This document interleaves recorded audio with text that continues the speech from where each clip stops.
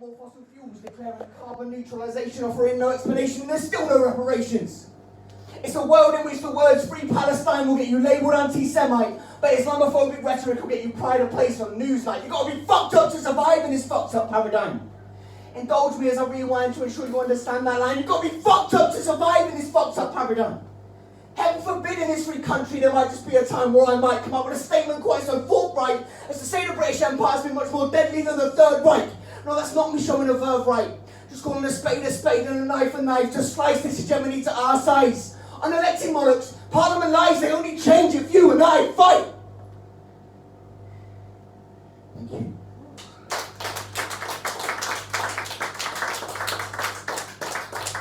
I tend to start with that one at the State of the Union. I think it's important that we know where we are before we look at where we're going. And don't get it twisted, guys, there is a fucking fight coming.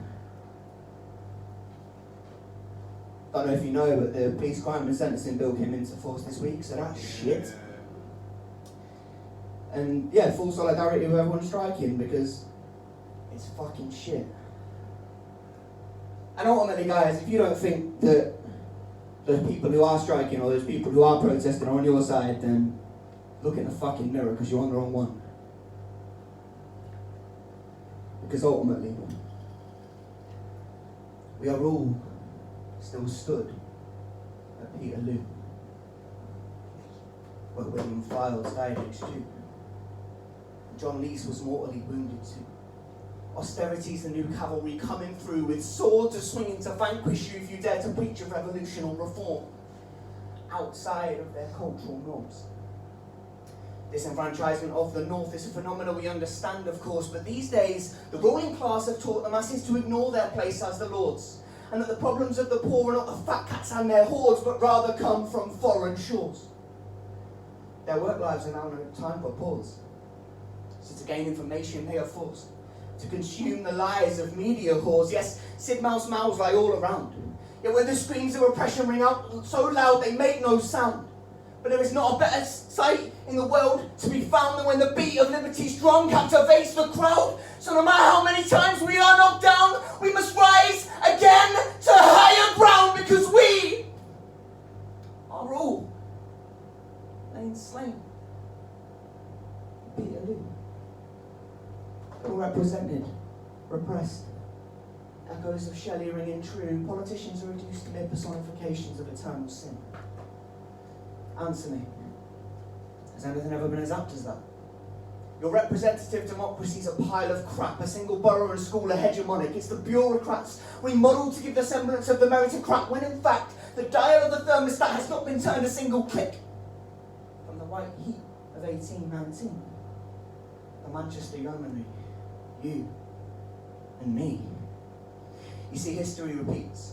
The plaque took 150 years to adorn the streets, and of course, initially, euphemistically, it referred only to the dispersal of the military, so you can call me Henry Hunt. A lion raised from the slumber, with this tongue a blunt and sullen instrument. Consider this a call to arms. March side by side, stand arm in arm, because just 16 years after the massacre at Manchester, they murdered 6 Tolpuddle labourers. Let this be a lesson to all of us. We are their enemies to crush, because we seek progress, fair and just. So just as Lovelace would proclaim, with God as our guide, from field, from wave, from plough, from anvil and from loom, we come our country's rights to save, and speak a tyrant's factions doom. Because they might shun vox populi, vox dei, but we are the masses. We are change. Thank you very much, Peter.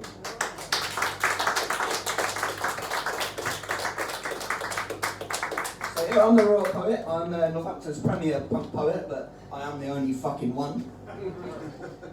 Best one. Best one of one, mate. It's how we roll. And basically everything I write is politics, social justice, and history. And someone asked me why once, and I've been really put off with it, because I've never answered before. And I think it boils down, guys, to a search for truth. But that battle, that search for truth, it's not worth a fucking thing if you can't do it with yourself first. Guys, this is a piece called Honesty.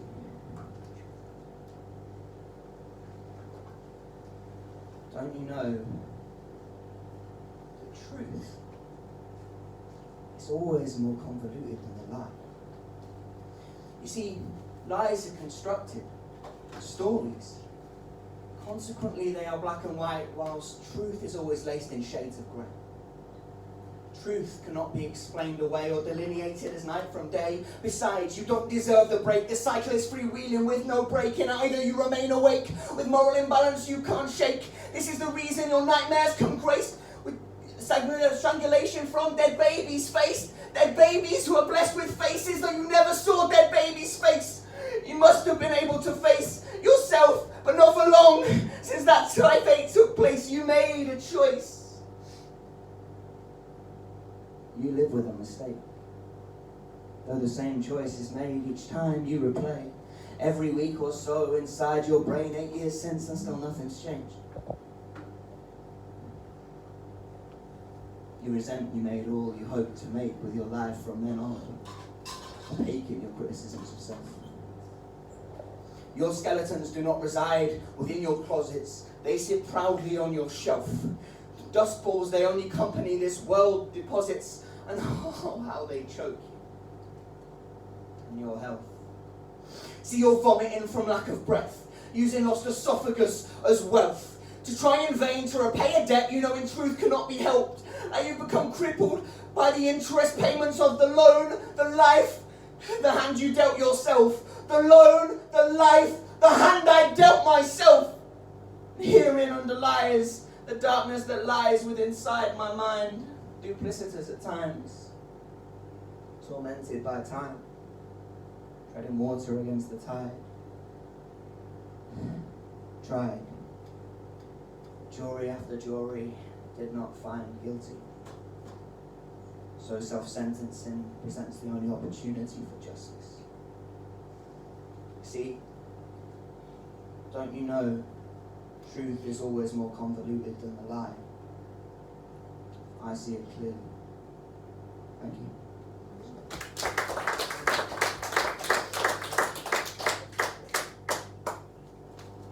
The only way to get over that battle of self, and the only way to get over the battles that we face, the only thing we have left, guys, is love. This piece is called Revolutionary Heart.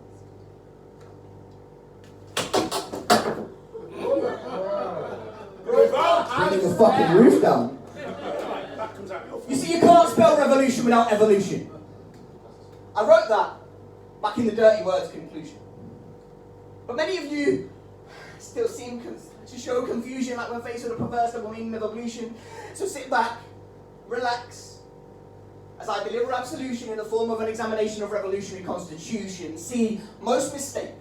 They'll call my art hate, they'll call my path fake, but this kid came to shake up the world to date. With every aim that I take, like Kelly, I cut my grass and found snakes. But this year, this is mine to create a world of gold and not play. A future that is to make change. See, if you could break apart a revolutionary heart, a devolution of parts, you find that love is the start of every evolutionary mark, of every strike at the heart, of every institution of harm. You see, the realization is the start. A revolutionary ideal is not a negative. It's not hate of the current, but a hope for the alternative. Without hope, the activist has no motive. A sense of international solidarity is collaborative and combative in a world in which we're taught political apathy as a sedative. I, for one, refuse to ascribe to it. And so do the youth who turned up and voted in UK and US elections for progressives, because in the face of hatred, humanity has always refused not to live. Regardless of the violence of each and every terrorist, see, humanity, it refuses to admit defeat. The Bataclan, 2016. 1 year and 1 day exactly after the tragedy, November 16th, and a gig by Pete Doherty. He himself has come back from the dead countless times like a punk rock Christ to still be alive. Or in Manchester, where crowds sung Don't Look Back in anger, to show love and hope can conquer in the aftermath of a massacre. Or in Compton in 1992, two bandanas tied together, one red and one blue. A message to that racist institute, the LAPD. It is us against you, walking through the chaos. See, the enemy of my enemy is a friend, and that's true, but like whatever you believe about the Trade Center attacks, there is a message of hope where One World Trade Center stands. The message is simple. I will always be back. Before every Dylan in history, there is a Kerouac. Inspiration in the darkness and light in the black. But to fully understand hope's scope, we must listen to the words the great philosopher spoke. See, there's too much use of the word as a trope nowadays when streets are full of vipers who've lost all ray of hope. You know, it ain't even safe no more in the palace of the Pope. But like PoeTeA said, all the critics say it ain't dope. I hold the road, better pray it ain't dope. I'm at least feeling like a bee playing a little rope-a-dope, but you know, to be a dope man, you must qualify. Don't get high off your own supply. R.I.P. Eric Wright, but Eric was right. You see, if there's hope, it lies in the prose. But the tactics to suppress them are, as O'Brien foretold, keep them fed and not cold. See, I think prose should be a bit more bold. But let us not underestimate the power of hope to scold, for it will stagnate you if hope doesn't come with a goal, according to Schneider. But then Rorty foretold us that it was the promise of a better world to unfold. Maybe that contradiction's why Watts painted hope in a blindfold, playing a single string lyre. Or why Banksy's little girl loses a balloon on a wire. Or the futility of the watering can on the soil never dry. A captain in print in the tree at night, but you've got to try, huh? Because, as old Cherry taught us, the true revolutionary is guided by feelings of love. But if it's the hope that kills you, is love really enough? Thank you.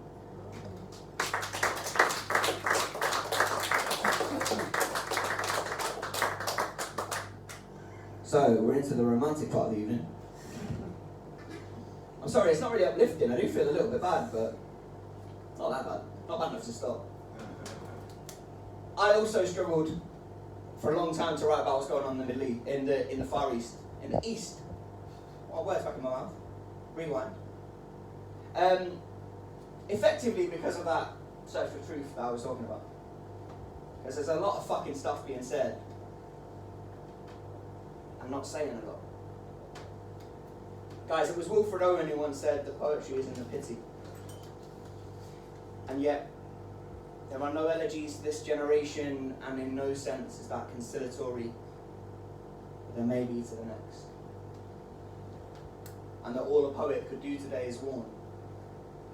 Guys, this piece is called Pièce de Résistance. Timo is right. War is cringe. But here's the thing. If you as a third-party nation involve yourself in a situation on either side, you cannot, in good conscience, in my mind, describe yourself as being in the fight for peace. How do we get here? February 1990. The reunification of Germany, it was agreed NATO borders would not stretch 1 inch east. Now, admittedly, geography was not my strongest subject academically, but I'm pretty sure Poland, Turkey, the Czech Republic and the Baltics would be a breach. And whilst I acknowledge those countries' rights to sovereignty and self-determination means they can join any military alliance they seek, when a simple look at history shows this organisation was assembled with but one enemy, surely you have to concede that under conditions such as these it is natural, in part, there would be some unease in a people that have been invaded from the West on 3 separate occasions. I'm not a Putin apologist. And fuck you, I refuse to allow you to level this. He's a psychopathic, authoritarian, anti-communist who spouts a factual bullshit that, like, Ukraine only exists because of the betrayal of the Bolsheviks. There is no truth in his denazification myth. Notwithstanding, there are some actual fascists in the Azov battalion forces. It is a disgrace when their leader is Jewish and in the Holocaust lost his relatives, but surely it's possible, isn't it? To look objectively and acknowledge Eastern and Western ills simultaneously. There is no good or evil in empire, you see. Simply imperialistic lunacy. No justification can be given for the butchery meted out on Kharkiv streets. But remember, that essentially the army are following orders, and the truth that they're taught to believe, even the pacifist in me recognises lions led by donkeys that commit each of these atrocities, particularly within countries in which conscription remains obligatory. But even here, as globally, kleptocracies become hegemony.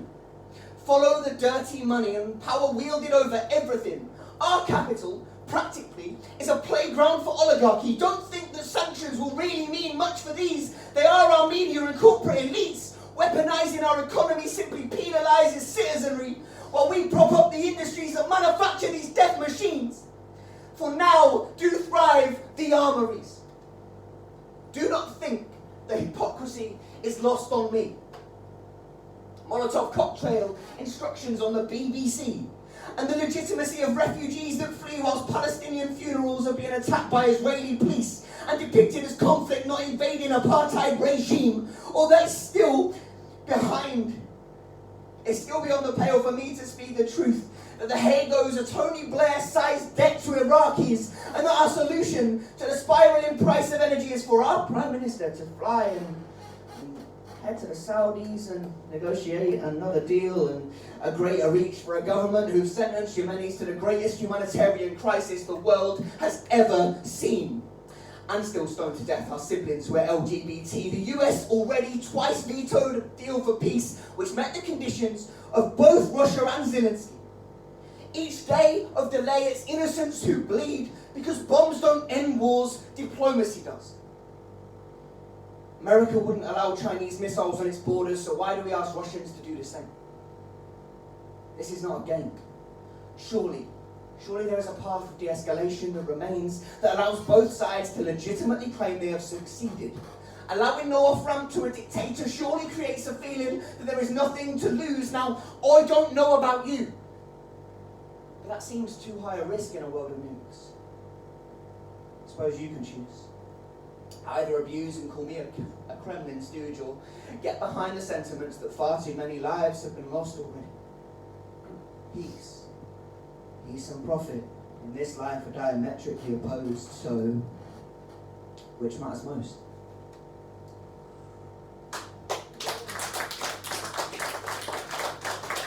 Thank you very much, guys. It's been great. I have to say, when I pulled up in the car over the road, I was a little bit worried. I was like, oh, I'm not in Kansas anymore. I've got no idea how this is going to go down. So thank you for no one glassing me yet. Let's see if we can. It can be right, but only. Let's see if we can do it with this one. Need more data. Guys, I would like you to join me in a penultimate act of sedition. See, what the fuck are British values? And why should I be defending them? Surely if they're a good thing, they'd have more international friends descending and wouldn't need my recommendation. I mean, firstly, what is a country?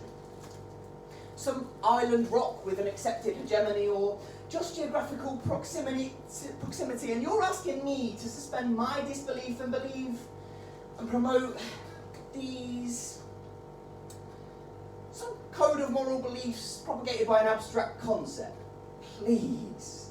It's the hypocrisy that bothers me. Morality is of conceptual fluidity. For example, trans hate just regurgitates the exact same arguments made against the L, G and B in recent history. Our tradition is transatlantic slavery, so of course it's correct to say that some progress has been made in society, but no society can truly be free until each and every person has been afforded equity. No solace can be found in something as arbitrary as lines drawn on a map.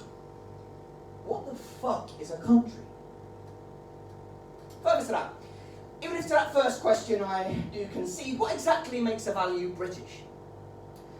After all, this is not the place any single one of them originated. You can't pretend democracy is respected when the head of state remains unelected, and it's an act of treason for me to even debate this in my pages in a nation of hereditary peerages. So remind me again, how is this democracy such a great thing?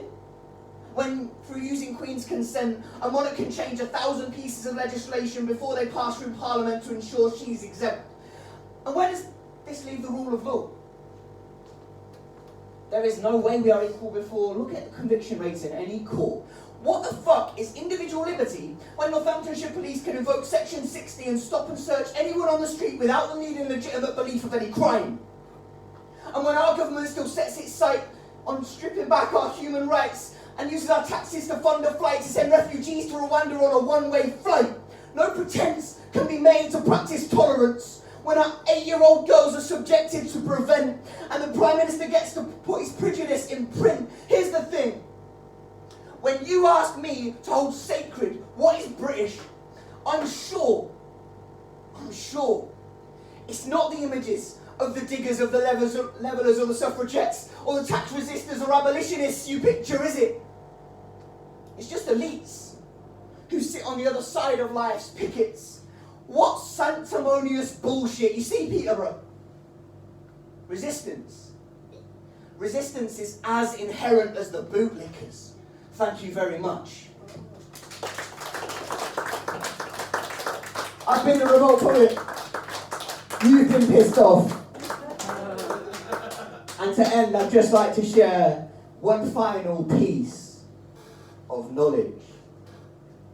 You see, all education is indoctrination. What matters most is the underlying motivation. I wrote that in Society. That's my look at the nation. And the environment of stagnation is propagated by a silent participation from an apathetic population. We don't need no education. We don't need no thought control. You will watch our indignation. Fires will burn and heads will roll. We've had enough of your dictation. This algorithmic puppet show. Your curriculum stifle inspiration, but the game's up now because we know there is no defending your plantation simply because some seeds did grow. We reject an economy of corporations because to roost, the chickens must come home. Thank you very much, Peterborough. I've been a Revolt poet. Good night.